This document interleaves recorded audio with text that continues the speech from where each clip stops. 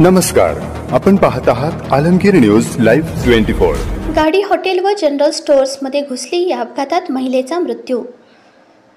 कोपरगाव येथील मुंबई नागपूर महामार्गावरील संत जनार्दन स्वामी हॉस्पिटलजवळ मंगळवारी दुपारी 12 वाजण्याच्या सुमारास भरधाव वेगात असलेली जीप MH12 NZ0057 गाडी हॉटेल व जनरल स्टोअर्समध्ये घुसली।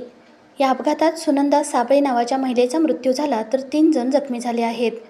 घटनेत सुनंदा साबळे वय वर्ष 56 यांचा मृत्यू, तर सुदाम काशीनाथ साबळे व त्याची भाऊजाई अलका वसंत साबळे हे 2 जण जखमी झाल्याची प्राथमिक माहिती आहे। या प्रकरणी सायंकाळी उशिरापर्यंत कोपरगाव शहर पोलीस ठाण्यात गुन्हा दाखल झालेला नव्हता।